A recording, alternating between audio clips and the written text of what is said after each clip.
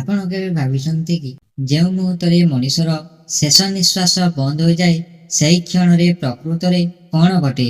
ସବୁକିଛି ସେଠାରେ ଶେଷ ହୋଇଯାଏ ନା ଏକ ନୂଆ ଯାତ୍ରାର ଆରମ୍ଭ ହୁଏ?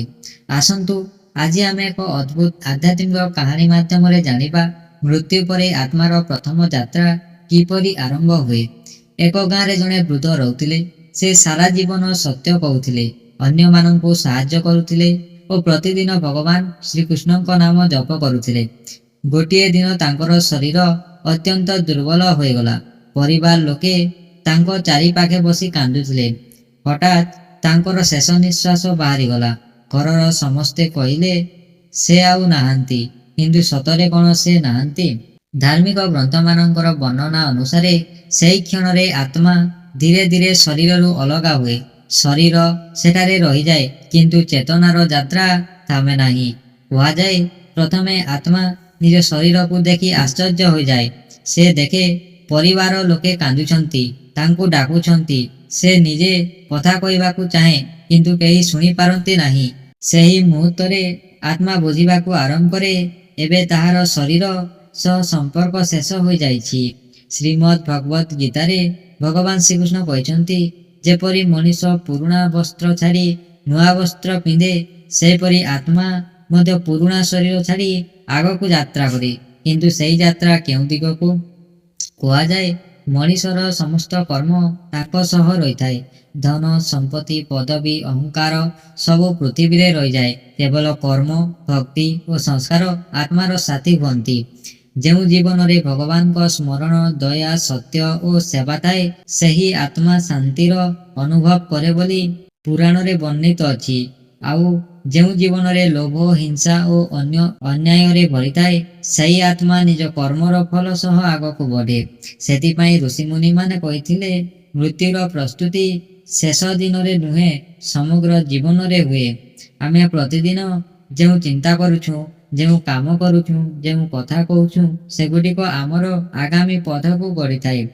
ତେବେ ମୃତ୍ୟୁ ପରେ ସଙ୍ଗେ ସଙ୍ଗେ କିଏ ଆତ୍ମାକୁ ନେଇଯାଏ? ସତରେ କିଏ ଯମଦୂତ ଆସନ୍ତି ନା ଭକ୍ତମାନଙ୍କ ପାଇଁ ଭଗବାନଙ୍କ ଦୂତ ଆସନ୍ତି? ଏହି ପ୍ରଶ୍ନର ଉତ୍ତର ରହିଛି ଆମର ପରବର୍ତ୍ତୀ ଭାଗରେ। ସେ ପର୍ଯ୍ୟନ୍ତ ମନେ ରଖନ୍ତୁ, ମୃତ୍ୟୁ ଶେଷ ନୁହେଁ। ଧାର୍ମିକ ପରମ୍ପରା ଅନୁସାରେ ଏହା ଏକ ନୂଆ ଯାତ୍ରାର ଦ୍ୱାର। ଆଉ ସେହି ଯାତ୍ରାର ଦିଗ ନିର୍ଦ୍ଧାରଣ କରେ ଆମର କର୍ମ, ଭକ୍ତି ଓ ଜୀବନ ଜୀଇବାର ପଦ୍ଧତି। ଭାଗ 2, କର୍ମ, ଯମଦୂତ ଓ ଆତ୍ମାର ବିଚାର।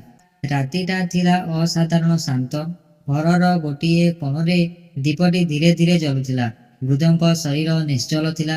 କିନ୍ତୁ ଧାର୍ମିକ କାହାଣୀମାନେ ବର୍ଣ୍ଣନା କରନ୍ତି ଯେ ତାଙ୍କ ଆତ୍ମା ନିଜ ପ୍ରିୟଜନଙ୍କୁ ଶେଷ ଥର ପାଇଁ ଦେଖୁଥିଲା।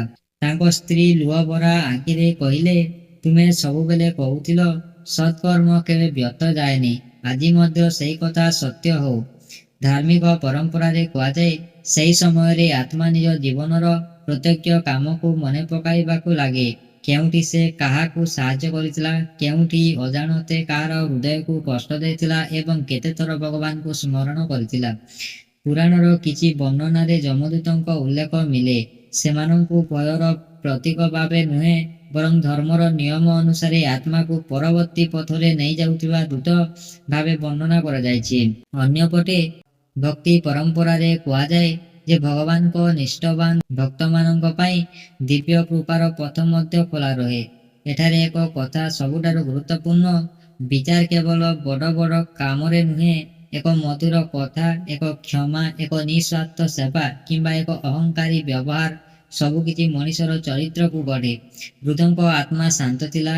ସେ ମନେ ପକାଇଲେ, ଧନଠାରୁ ଅଧିକ ସେ ସମ୍ପର୍କକୁ ମୂଲ୍ୟ ଦେଇଥିଲେ, କ୍ରୋଧଠାରୁ ଅଧିକ କ୍ଷମାକୁ ବାଛିଥିଲେ ଏବଂ ପ୍ରତିଦିନ କୃତଜ୍ଞତାର ସହ ଭଗବାନଙ୍କ ନାମ ସ୍ମରଣ କରିଥିଲେ।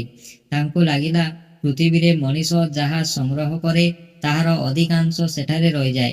କିନ୍ତୁ ଯାହା ସେ ହୃଦୟରେ ଗଢ଼େ, ଦୟା, ସତ୍ୟ, ପ୍ରେମ ଓ ଭକ୍ତି, ତାହା ହିଁ ତାଙ୍କ ସହ ଚାଲିଥାଏ।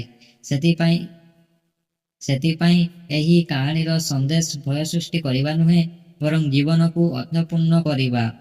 ଯଦି ଆମେ ଆଜି ଭଲ ପାଇବା, ସତ୍ୟ ଓ କରୁଣାରେ ଜୀବନ ବିତାଉଁ, ତେବେ ଆସନ୍ତାକାଲିର ପଥ ମଧ୍ୟ ସେହି ଆଲୋକରେ ଉଜ୍ଜ୍ୱଳ ହୋଇପାରେ। ଏପରି ବିଶ୍ୱାସ ଅନେକ ଆଧ୍ୟାତ୍ମିକ ପରମ୍ପରାରେ ମିଳେ।